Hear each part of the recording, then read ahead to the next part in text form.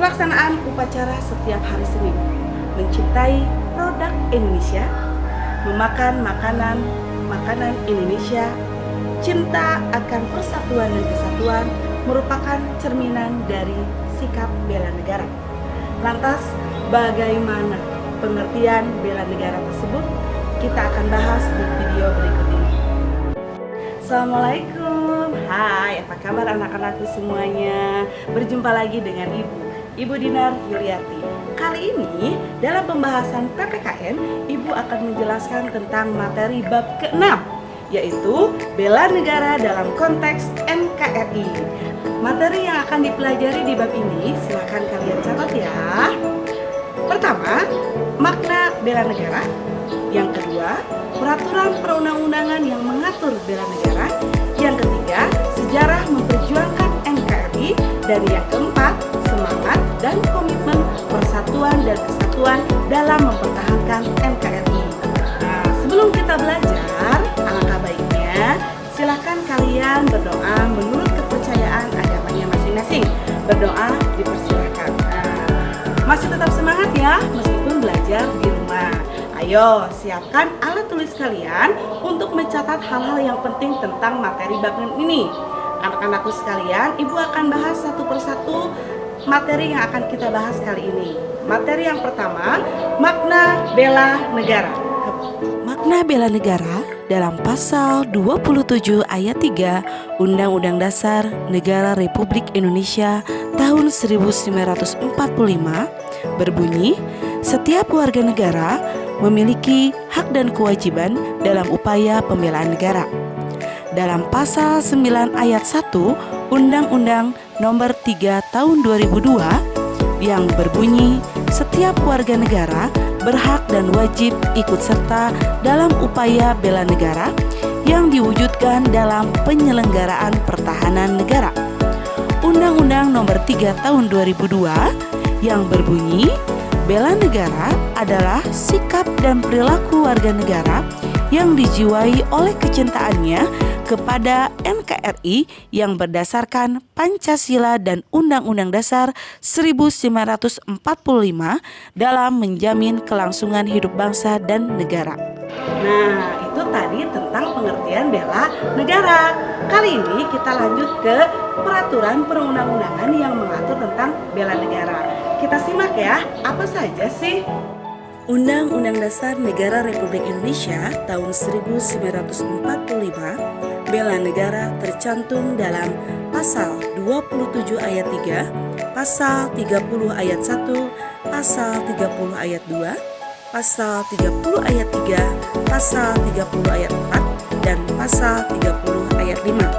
Sedangkan dalam ketetapan MPR nomor 6 tahun 1973 tentang konsep wawasan Nusantara dan keamanan nasional, kemudian ketetapan MPR nomor 6 tahun 2000 tentang pemisahan Tentara Nasional Indonesia dengan Kepolisian Negara Republik Indonesia, dan ketetapan MPR nomor 7 tahun 2000 tentang peran Tentara Nasional Indonesia dan peran Kepolisian Negara Republik Indonesia.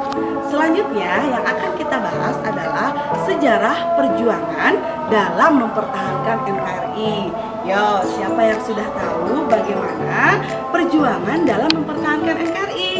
Ada yang sudah tahu apa belum? Nah, kalau belum, Ibu akan bahas satu persatu sejarah memperjuangkan dan mempertahankan NKRI. Perjuangan mempertahankan NKRI terbagi menjadi dua, perjuangan fisik dan perjuangan melalui jalur diplomasi.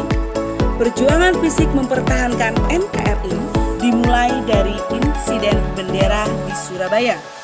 Insiden ini bermula dari beberapa orang Belanda mengibarkan bendera merah putih pada tiang Hotel Yamato. Kejadian itu menimbulkan amarah rakyat yang kemudian rakyat menyerbu hotel dan merobek bagian bendera berwarna biru. Yang kedua, Bandung Lautan Api. Oktober 1945, pasukan Sekutu memasuki kota Bandung. Sekutu mengeluarkan ultimatum agar tentara Indonesia meninggalkan kota Bandung. Akhirnya, dengan berat hati, Tentara Republik Indonesia mengosongkan kota Bandung. Sebelum keluar dari Bandung, pada tanggal 23 Maret 1946, para pejuang Republik Indonesia menentang markas Sekutu dan membumi hanguskan Bandung bagian selatan. Yang ketiga, pertempuran Ambarawa. Pertempuran ini diawali oleh kedatangan tentara Inggris di Semarang. Karena Sekutu diboncengi oleh Mika, maka terjadilah perlawanan oleh TKR dan para pemuda. Pasukan Inggris akhirnya mundur ke Ambarawa dan pada tanggal 15 Desember 1945, tentara Indonesia berhasil memukul mundur Sekutu sampai Semarang. Perjuangan mempertahankan NKRI melalui jalur diplomasi dimulai dengan Perjanjian Linggarjati. Perundingan Linggarjati terjadi sejak tanggal 10 November 1946.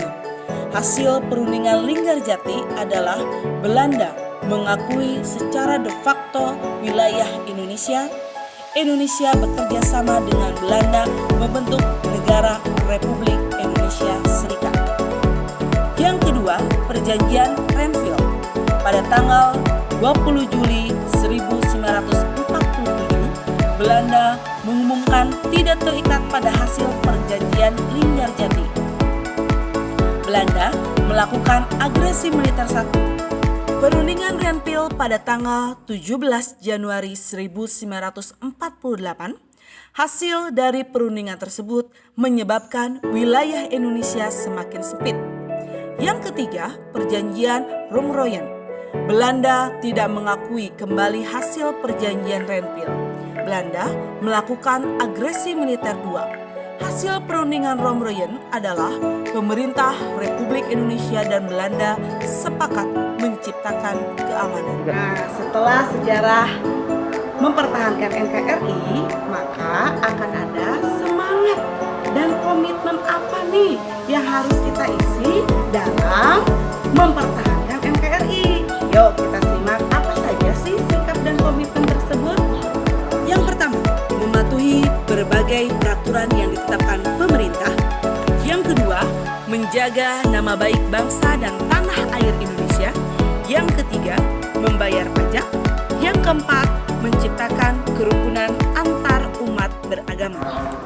Materi bab 6 telah Ibu bahas ya. Kesimpulan yang bisa kita ambil dari video dan pembelajaran kali ini adalah apa sih bela negara itu?